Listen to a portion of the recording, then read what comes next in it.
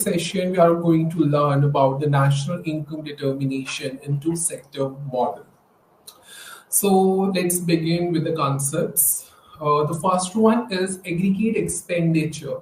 So what is all about aggregate expenditure is the total amount that all a particular producer and a consumer, you can say, plan to spend on their domestic goods and services that they are willing to buy, and that's called aggregate expenditure. So it's just a total amount of that total amount that all the economic units that in terms of domestic goods and services is need to buy, that's called aggregate expenditure. So when we talk about the expenditure, the planned spending that's related to the households, firms, government, and foreigners. So this is called a two-sector model which combines in household and firms, and the three-sector model that is household, firms, and government. And when we talk about the four-sector model, that is the household, firms, government, and foreigners. That means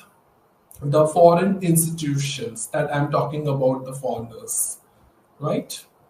So the next concept is aggregate expenditure. When we talk about the symbolically that how the aggregate expenditure denotes, that is the combination of consumption, investment, government spending, and you can say net exports. So when we talk about the net exports, how to calculate the net exports, that is the you can see difference between the exports and imports. That means the x minus m.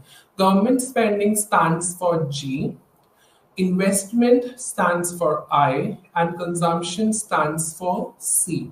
So it cannot be concluded that the aggregate expenditure is same as GDP, because both having a different conceptual framework. So when we talk about the aggregate expenditure, we always talk about the spending level on domestic goods and services. That is the planned expenditure. That is the planned spending that a particular producer or a consumer that they plan to spend on buying goods and services. So whatever the aggregate expenditure based on monthly, yearly, quarterly, half yearly, that exactly called aggregate expenditure level. When we talk about the gross domestic product, we always talk about the actual spending or output. That what exactly the amount spent on you can say producing the goods and services, that exactly called the gross domestic product. So that doesn't mean that it is an aggregate actual spending. No. So if I'm willing to today spend on buying the goods and services, and that call you can say gross domestic product, whereas the producer or likewise the producer is willing to produce goods and services for, you can say, exchange of four factors of production from the consumers, that actually call the gross domestic product, and that's in other words we call output. So these two have a different conceptual work, will never be same. The next one, that is the aggregate expenditure in national output. So when we talk about aggregate expenditure, it symbolically denote AE. And when we talk about national output, stands for Y. So automatically, the aggregate expenditure and income are not necessarily equal. There are various situations they might be equal, but it's not necessary to be equal, because it depends on the firms when they formulate or plan their productions with the calculations of all those quantities that the particular consumer or the people are want to buy or willing to buy. So if there any error or mistake on the part of the firms while they planning the production process, whether it would exceed or fall below those amount which has been estimated that the people want to buy, then ultimately the, you can say, the aggregate you can say output or the national output will automatically exceed or fall just because of the error or the mistake which has been done by the firms while planning their production processes or regarding the quantities or the total quantities that the people want to buy. So that's a bigger, you can say, a downfall, a low, when we talk about the errors and the mistakes in estimating the productions of all those quantities that the people are actually want to buy. So this is the major difference, that aggregate expenditure and the, you can say, income are not necessarily income just because of these two reasons, the two main important reasons. What if the aggregate expenditure and income level are not equal? So what will happen when they are not equal, whether it would be less than income or more than the income? So what would the outcome that the actually firms and the people are willing to face? So if there are two main situations, if the aggregate expenditure is less than the income, that means people want to buy less than what has been produced, and ultimately the firm has to accumulate the stock which has been stored in the, you can say, warehouses, which has been kept in the particular, you can say, monopolistic markets. So automatically, when the expenses are more than the income, then the outcome that the firm can do is to reduce the production process of all those quantities where the particular people wants to buy all those products which are really the sales has been increased. So that's the main reason. If the expenditure, the aggregate expenditure is more than the income, then there is a situation arises for the firm that it ultimately reduces the production process of all those quantities which are actually demanded by the people. The next situation is aggregate expenditure if more than the income, then ultimately the firms will increase the production. That means the people are actually increasingly want to buy, and it actually greater than the actual productions. So automatically, the whatever the stock in the warehouses will automatically decline as the people are actually demanding, actually buying all those quantities which are actually available in the stock. And ultimately, if the people are buying more and more stock, then automatically the inventories will get declined in the warehouses or in the particular, you can see, market. And ultimately the outward would be the outcome, the firms will increase the production process of all those quantities whereby the people wants to buy the products. So these are the two main situations if both, that is aggregate expenditure and the income will not equal. Now we talk about the equilibrium national income. When we talk about, you can say, the equilibrium income in the two-sector model or the national income determination in the two-sector model, there is an equilibrium condition, that is the aggregate expenditure is equal to income. That means this particular equation will be shown by a you can say drawn a line, that is a 45-degree line. This degree line is an interaction of the expenditure, consumption as well as income. So that is, and this is a way that how the 45-degree angle line, which is begin from the origin, ultimately it increases where the expenditure, if the expenditure would get increased, the income will also get increased, and that is the ultimate outcome, is that the aggregate expenditure is equal to income. So what is the 45-degree angle line? It's just a tool which always assists that how to identify the exact economy equilibrium position.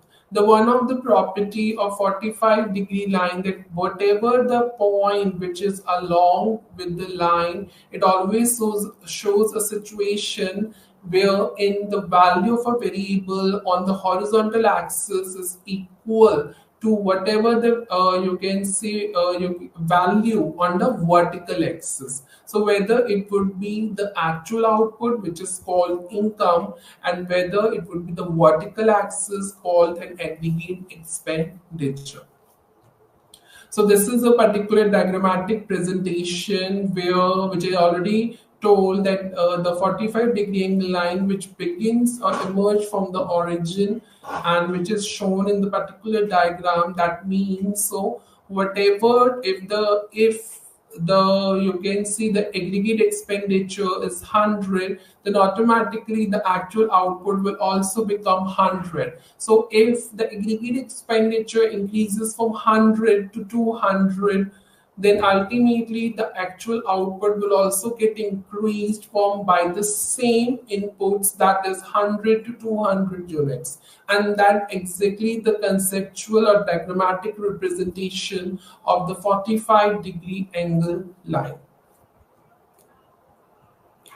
The next concept is how the equilibrium condition of the national income in two-sector model, where the aggregate expenditure and income will always be equal and shown in the horizontal line, which has been shown in the screen as well. That is, AE is equal to Y. That means the aggregate expenditure, let's suppose 20 rupees, so automatically the actual output will also become 20. So how the equilibrium point will be achieved when the 45-degree angle line intersect the aggregate expenditure curve. That means the intersection point between these two concepts, that is aggregate expenditure or income and 45-degree angle line, that point is exactly called the equilibrium national income point, which stands for EO. So when we talk about EO, it is an original equilibrium income, national income point, which by an interaction of the 45-degree angle line and the aggregate expenditure. So automatically, if you can see that I have shown in the earlier slides that what is the exact condition or the original condition of the national equilibrium point, that is aggregate expenditure is equal to income. So automatically it has been shown here that the aggregate expenditure is equal to income. That means if the aggregate expenditure is 20, the actual output or income will also become 20. So the interaction point of 45-degree angle line and aggregate expenditure, and that point, original point, is equal to E0, and that's called the equilibrium national income level. So when we talk about in pesos, pesos is a currency of the South American countries. So when we talk about conversion of the pesos, that it ultimately turned into a rupees, that is 1.49 rupees. So if we talk about the currencies, the foreign currencies into an Indian currency. So pesos is an American currency, is a Southern American country's currency, that is called peso, which turns into an Indian foreign currency, that is 1.49. That means 1.50 rupees, which is one of the lowest currencies of the American countries, and when we convert into the Indian. So when we talk about Indian rupees, we talk about 20 rupees, and ultimately the 20 units will be the output. The next one is equilibrium income. When we talk about when there is a changes in the aggregate expenditure with respect to the income. So there is a situation when the aggregate expenditure is equal to Y. When we talk on the previous slides, I already told there are two situations when aggregate expenditure is is less than or more than the income. But now when we talk about the equilibrium income, that is a equilibrium condition, which is aggregate expenditure is equal to income. So what will happen? What would be the outcome for the people and the firms? That means when the aggregate expenditure is equal to income, that means there is no specific reason for any of the firms that they can able to adjust their production process of all those products that people are actually want to buy.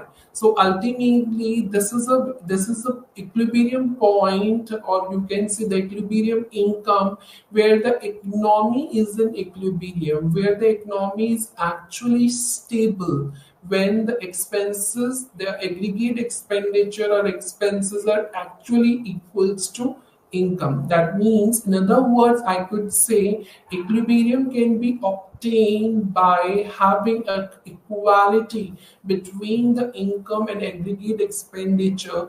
That means the Y is equal to AE. That ultimately calls the equilibrium income or equilibrium national income level.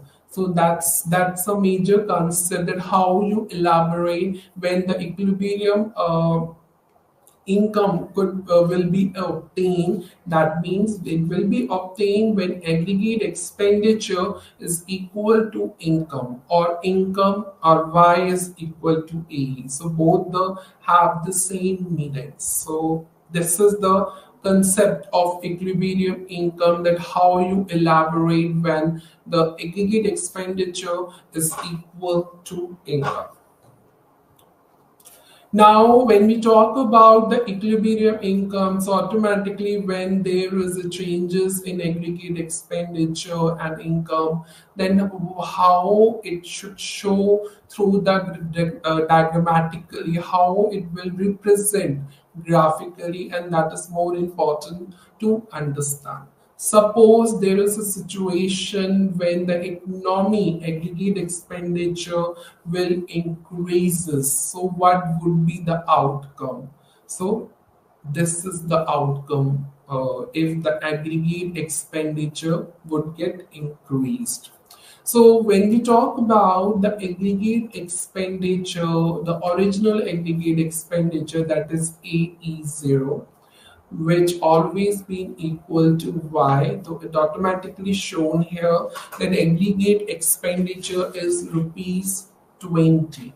So when there is an increase in aggregate expenditure, then automatically the aggregate expenditure which shifts upward from AEO to AE1. That means when the 45-degree angle line intersect the AEO, that means the original aggregate expenditure curve, or the line which is a horizontal line.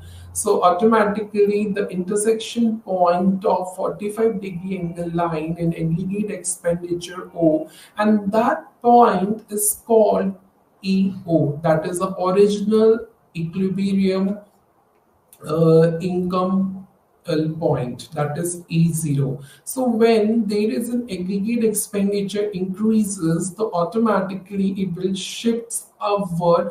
A new equilibrium point will emerge when the 45-degree angle line intersects to the new aggregate expenditure line, that is AE1, and the new equilibrium point, that is EE1. That means when the aggregate expenditure increases, a new equilibrium point will shift from AO to E1. EO to E1. So EO is the original, and when the expenditure increases, the new equilibrium point will obtain, that is E1. Automatically, what would be the result of this increase of expenditure? Then the output will also get increased as the equilibrium point will also shifts upward. So automatically, the actual output or income will also get increased from 20 to 30 units. So if the expenditure increases from 20 to 30 rupees, then automatically the actual output will also get increased from Y0 to Y1. That means 20 to 30 units due to a increase in aggregate expenditure. So automatically what would be the conclusion of this diagram, that if there is an increase in the aggregate expenditure curve, then automatically the national output will also get increased. So this is called a change in aggregate expenditure and income. So due to a change in income, automatically the aggregate expenditure will also get increased, and vice versa. So if there is an decrease in the aggregate expenditure, so automatically the national output will also get you can see decrease. That means the new equilibrium point would be E0 to E1, which is in the downfall or downward shift. If there is a downward shift of aggregate expenditure, if there is a change, you can say in aggregate expenditure, which is called a downfall, and automatically the national output will also get decreased. So there is another situation. This is a situation of an increase of aggregate expenditure, and I'm also explaining when there is a decrease in aggregate expenditure, so automatically just due to the decrease in national output.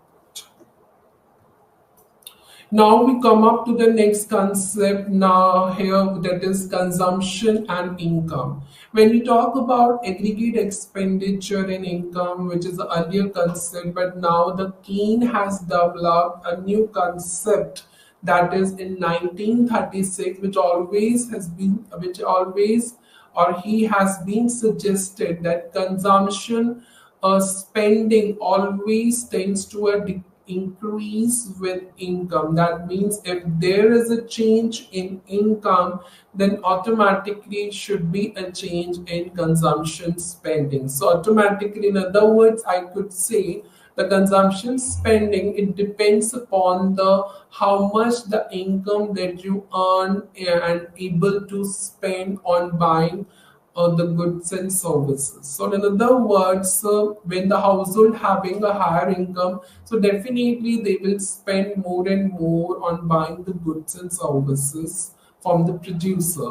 So ultimately, when we talk about the relationship, according to Keynes, there is a positive relationship between the consumption and income, or in other words, consumption, spending, and income. So this is a tabulation, is representing in tabulation, which has been the income, consumption, change in income, change in consumption, and MPC.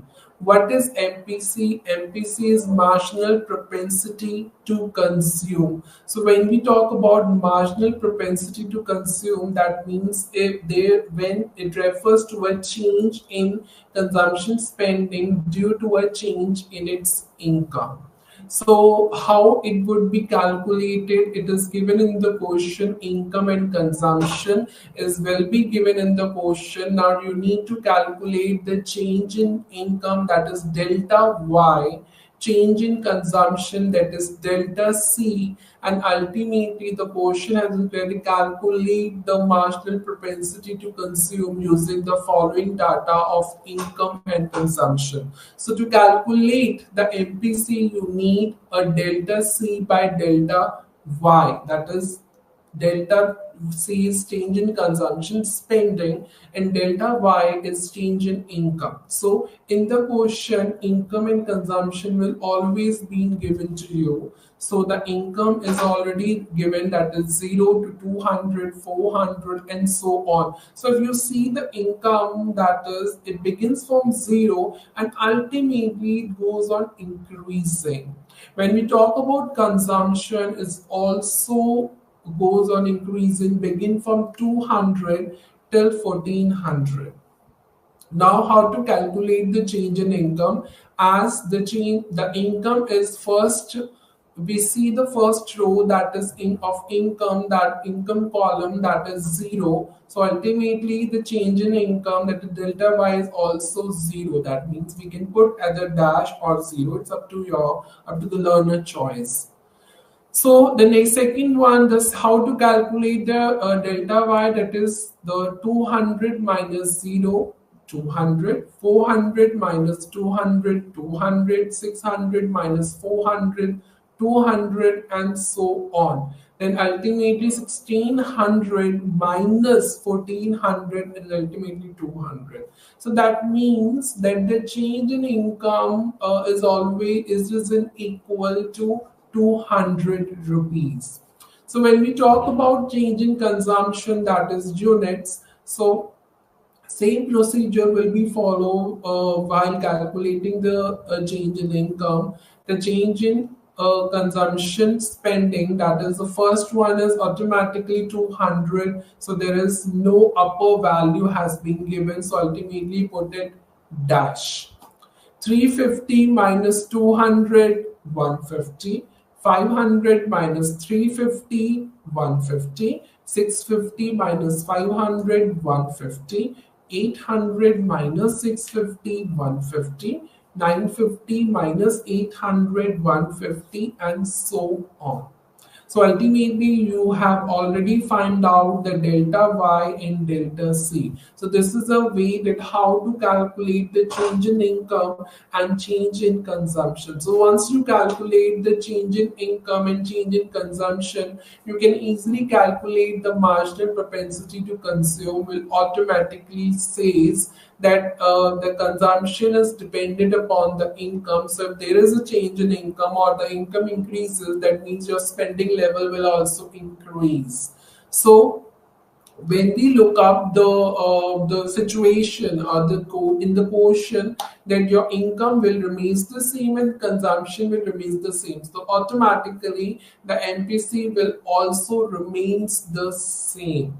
That means 150 by 200.75, 150 by 200.75, and so on. That means if your change in income will remain the same and your change in consumption will also remain the same, the ultimate outcome of MPC will also remain the same, that is 0.75.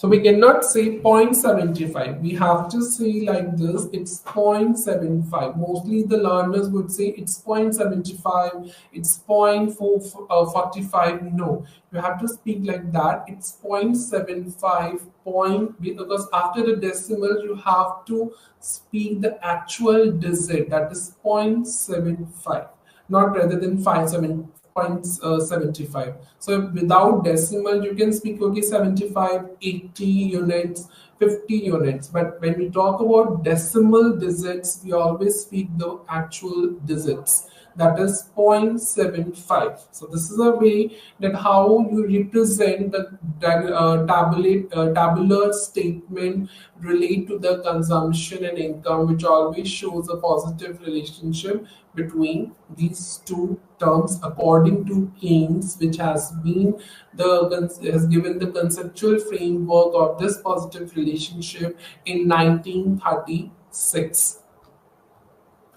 Now we talk about as it is a explanation of the tabular. So if the income higher the level of income, automatically your consumption spending would become also higher. So if the income is equal to 0, that means consumption spending is also equal to 200. So what was the second point of the explanation is already mentioned in the table. That is, when the income is zero, the consumption spending will become or equal to 200.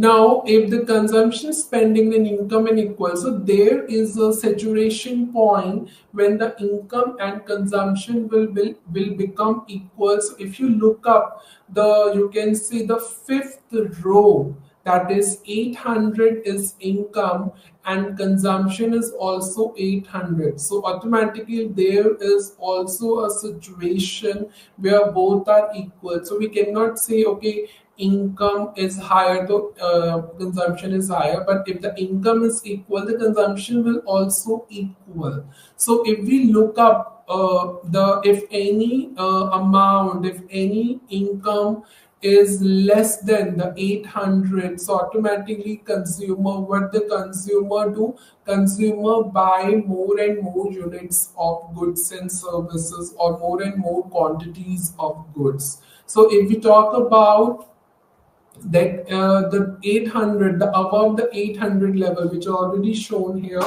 when the income is less than 800, consumption is higher than the income. So if you look up in the particular table, if any of the income is less than the 800, so if you look up, the less than the 800 is 0, 200, 400, 600. So automatically then the income is less than 800, that means consumption is always be higher than the income. So automatically consumer, you can say, buying more and more units, that means more and more consumption in respect of their income. So if you look up, the consumption is 200, 350, 500, 650, and then 800. So automatically, if your income is less than 800, automatically in the table as well, it is proof that the consumption is also increasing from 200 to 650 units, while if your income is less than 800 rupees. If your income is less than the 800 rupees, then automatically, if more than the 800 rupees, then automatically the consumption will slide lower than the income. So if you look up the main concept, that if your income is greater than the 800, so automatically consumption is also less than the income. That means the people, you can say, consume a slight less than the income. So if you look up, the slight changes, 950 to 1100, 1100 to 1250, then 1250 to 1400. That means if your income is more than the 800 rupees, your consumption will become a slight lower than as compared the income level which is less than the 800, or the consumption level which is less than the 800. So it's more than, it's getting more and more if the income is more than less than 800. If the income is more than 800, that means there is a slight consumption will become lower, will become low or become less. That means the people are actually buying less and less quantities in respect of their more income. So that is the theoretical framework. If the income is less than 800, consumption become more. Then the income is greater than, the consumption become less. Why it become less? Because when the income is more, the consumption will become, okay, there will be, the consumer will buy the quantities of goods, but in a very less quantities. So this is the conceptual framework according to their needs. So this is the graphical representation where we talk about output and income. So the 45-degree angle line, that is the income line which stands Y, and C is a consumption spending line which is all shown in the red.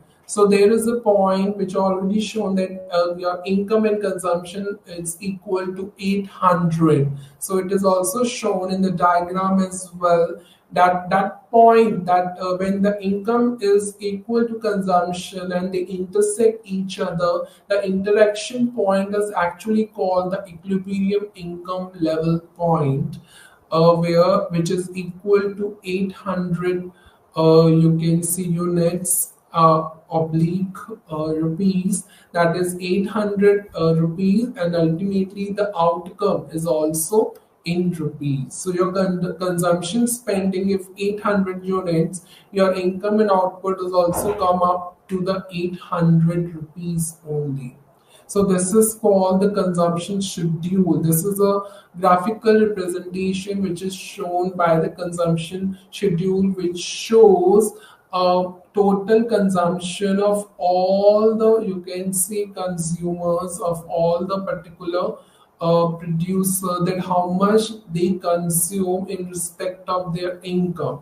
And when we show a graphical representation of a consumption schedule, you can, that's called the consumption curve or income curve. So this is a way that how you describe or how you draw these curves based on the consumption schedule. So when you look up this consumption and income, in other words, we can also say it is a consumption schedule where the income and consumption values has been given, and ultimately we need to calculate the MPC. And this is the consumption schedule which is shown a level of consumption spending and the output and income. So this is a way that how you draw the diagrams based on the tabular representation, or in other words, consumption schedule.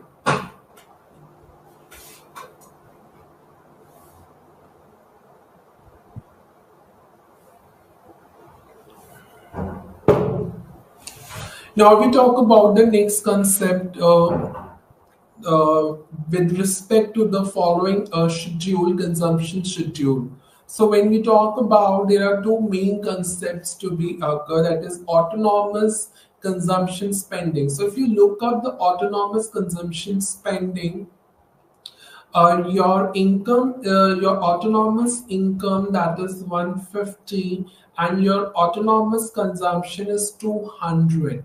So when we talk about at delta C, it's 200. So it's, in other words, we can say it is autonomous consumption spending. That means your consumption spending does not depends on your income. Whether your income increases, whether your consumption increases or decreases, it doesn't matter. Your delta C will remains the same in respective your income, your increase or decrease, increase or increase in your income. So ultimately, if the consumption spending, your delta C will remains constant. So theoretically, we can, in other words, we can say it is an autonomous consumption spending, which in the example it's shown is equal to 200. That means when your income is increases, but your autonomous consumption spending, your delta C will also remains the same, that is 200 to 200 and so on.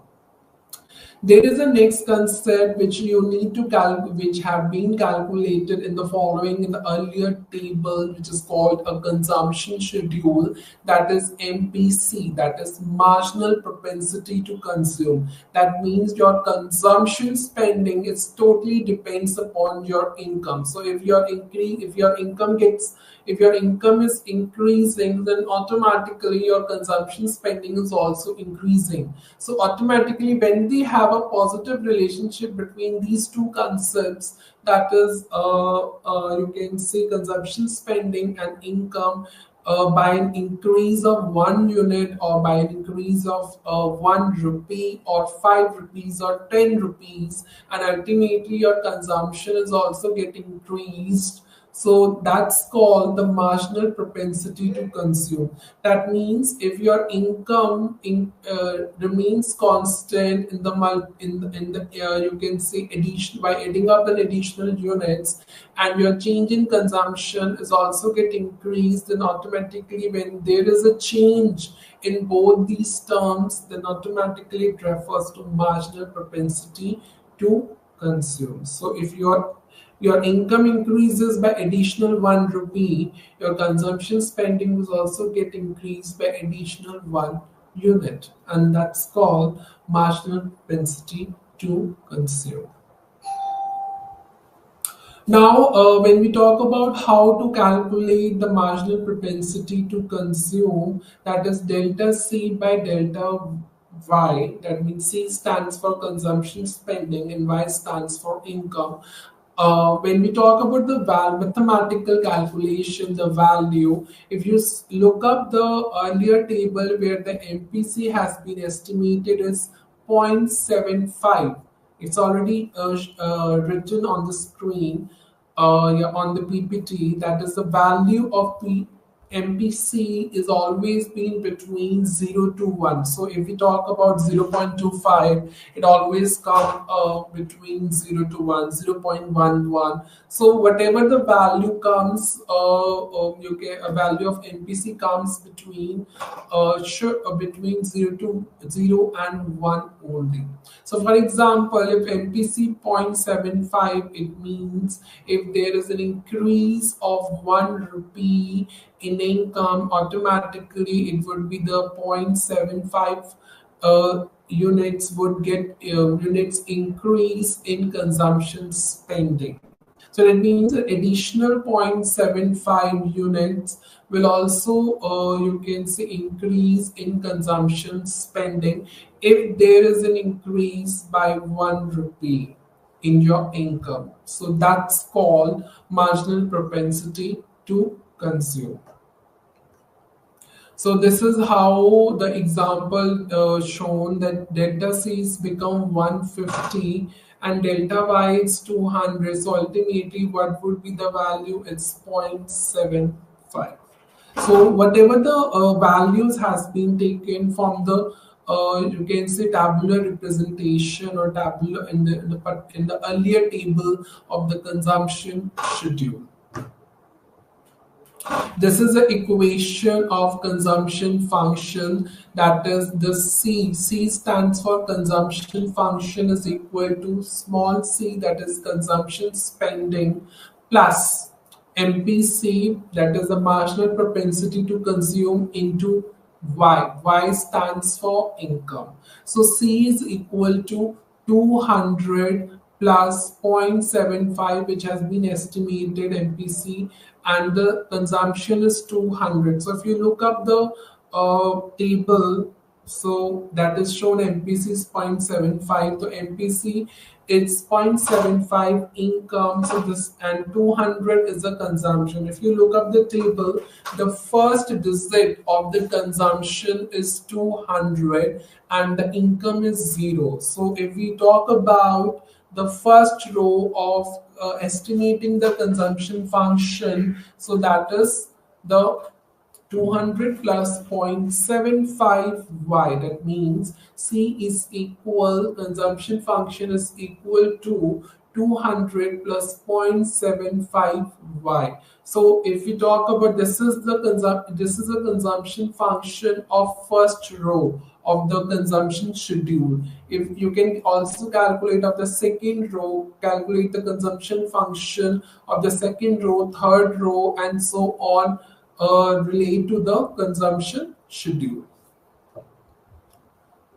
Now we talk about the savings and income. So automatically when we talk about savings and income, so automatically the income is always equal to consumption plus savings. So while substituting this equation, so we get the saving function, that means that is equal to y minus c. That means income minus consumptions. So whatever is your income, whatever your spending level, once you get difference between these two particular concepts, you will get the value of savings. So what is the savings? Whatever the money that you save from your income and consumption, or by having or differences between the income and consumption, the amount that you get, it's actual savings.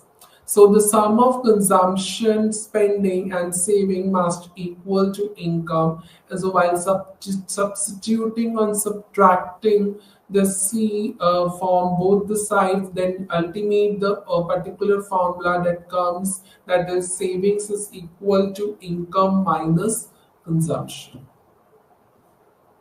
So this is a relationship between the income and savings. So when as I told that when MPC is a major concept related to the consumption and income. So here when we talk about the income and savings, that MPS, that means marginal propensity to save, that means delta S, that means delta change in savings by change in income. So automatically your savings is totally depends on your income. So whatever you earn, it's your responsibility to save whatever amount could be after consuming the amount on goods and services from your income. So once you get a difference between these two, consumption and income, then automatically you will get, or your money would get saved, and that amount, it's called savings. So how the table could represent your income and consumption is automatically given, and your savings, it's automatically, you need to find out delta Y, you need to find out delta C, it's automatically the same. Delta S you need to calculate in the same way, and then ultimately you will calculate the MPS. So let's begin the question. In the particular question, you need to, the income and consumption has been given to you. You need to calculate the MPS. MPS stands for marginal propensity to save. So once you have income and consumptions, definitely you can easily calculate savings. How? What is the formula of saving?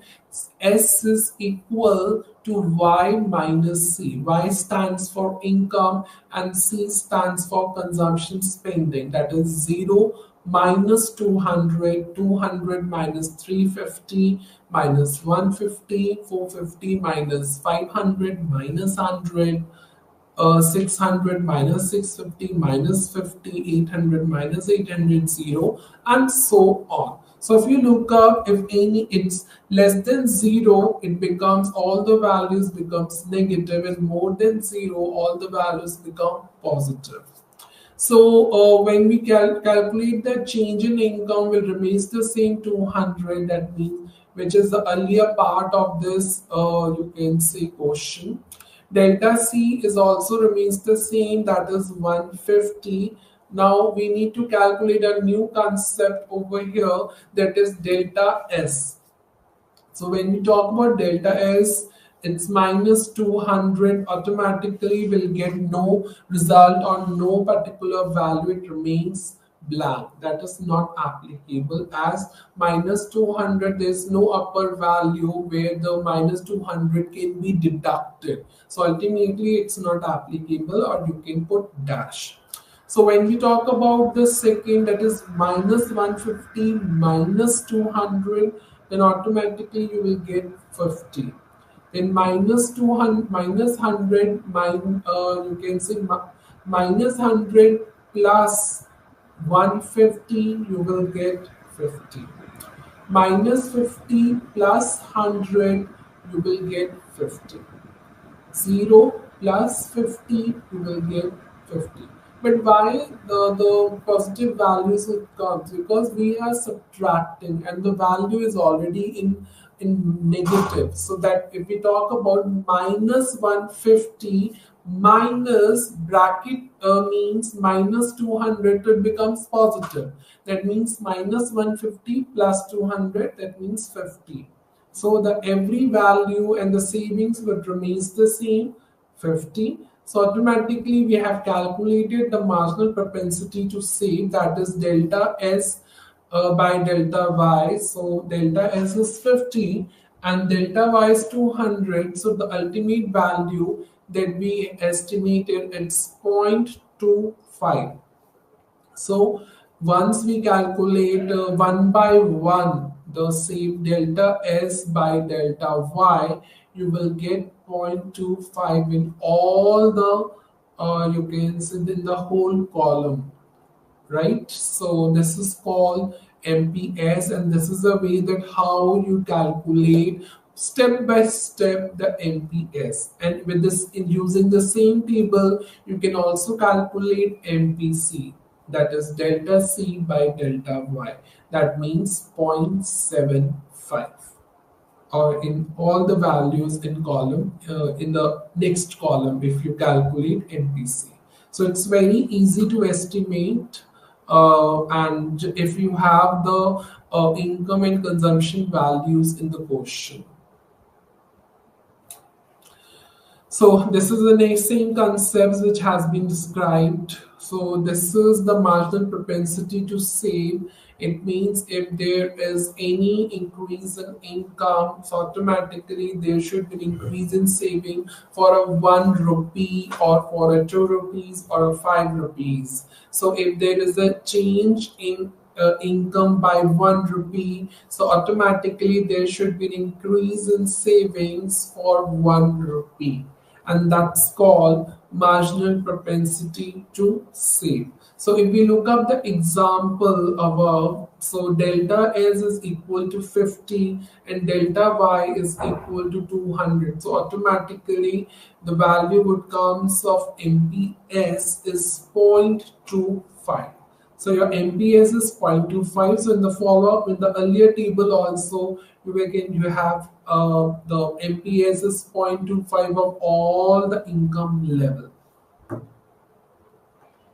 So the saving function, which has always been equal, that is MPC plus MPS is equal to 1. So this is the equation where the both marginal propensity to consume and save will always be equal. So when we talk about this saving schedule, so it shows all the values of savings at all or each level of income. So if you look up the relationship between the income and saving, in other words, it is also called the savings schedule, where all the values of savings has been shown, has been estimated at each levels of income. So when we talk about the saving function is equal to C plus MPS Y. Y it's minus 200. So if you see the earlier table, S is equal to minus 200. So what is the saving function equation? That is S is equal to S plus you can see MPS Y. So this is an equation which has been shown over here, that is S is equal to S plus MPS Y. So here in the earlier schedules, the saving schedule, that is the minus 200. Why it's minus 200? Because in the saving column, first digit is minus 200. That means how to estimate this and how to formulate the saving function equation, that is S is equal to S plus, that is MPS Y.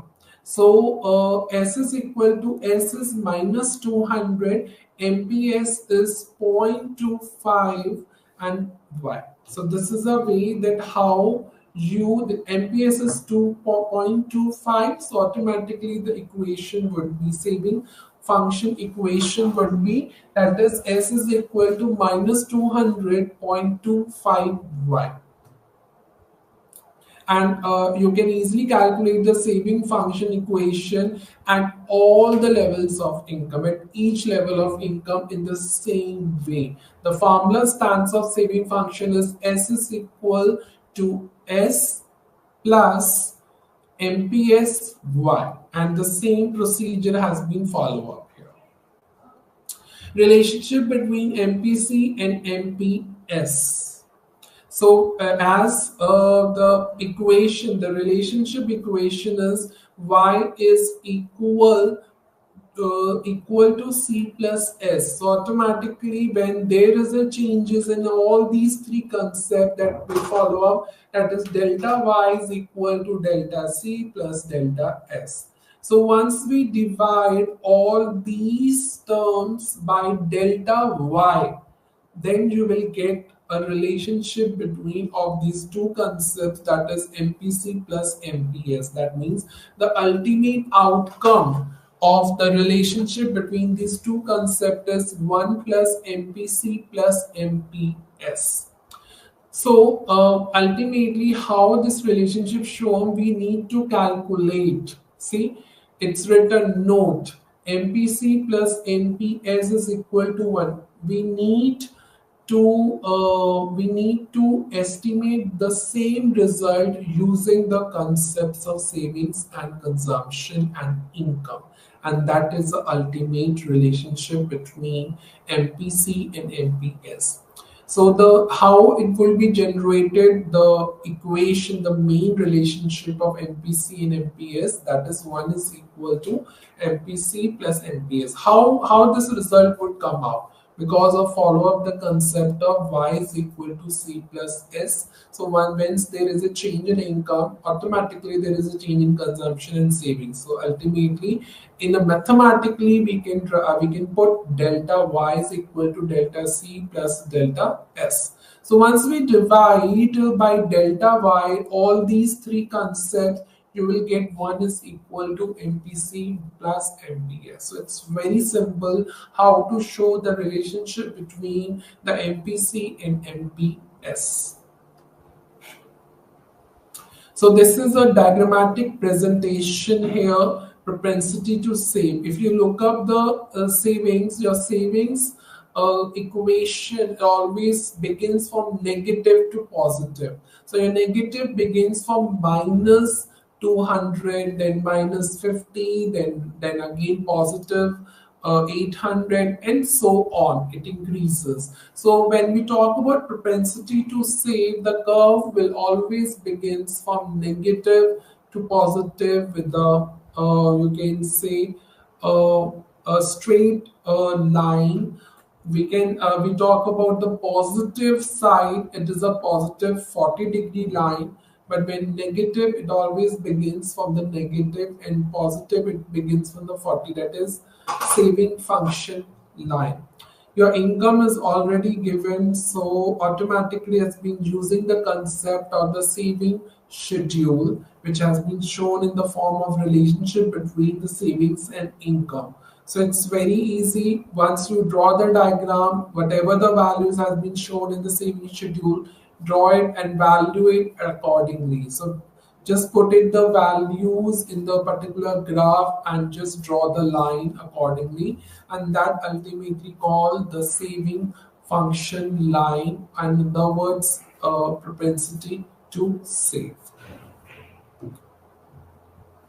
So the determination of equilibrium income in a two-sector economy. So when we talk about two-sector economy, we always talk about the circular flow of income, where the household and firms will always the two main consequence in this particular model, that is the households and firms. So when we talk about how this equilibrium income level point to be obtained, that is aggregate expenditure is equal to consumption plus income. That means a combination of income and you can say investment.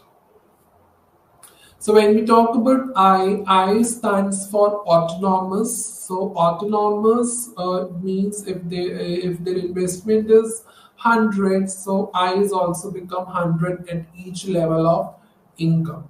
So aggregate expenditure is equal to consumption plus investment. So automatically, if aggregate expenditure are always equal to income, so if there is 1200 is aggregate expenditure, your income would be also the 1200.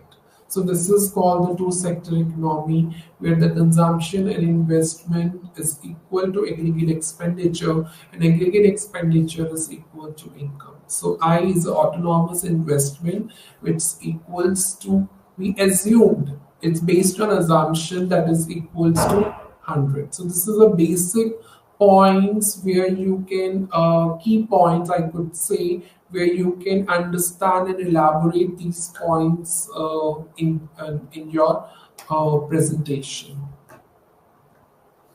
So this is a way that how we use the schedule relate to the consumption, investment, and equilibrium income. So when we talk about how in this particular schedule we have to show that aggregate expenditure is equal to income, right? And C plus I, it's also become equal to AE. So how it will be show up over here? So let's begin. Your income and consumption is always being given. Savings, you need to calculate this. What is the formula of saving? Y minus C. Just put the formula into the values. You will get the saving value, saving values in the saving column, that is minus 100, minus 50, 0, 15, 100, and 150. When we talk about the investment, as we assume there is a 100 in the particular conceptual, we assume that autonomous investment will become 100. So aggregate expenditure, how to calculate? When we add C plus I. So once we add C plus I, you will get the aggregate expenditure. So it means what is the equilibrium level? That is your aggregate expenditure is equal to C plus I, and which is equal in the following table. And aggregate expenditure is also equal to income, that is 1200 to 1200.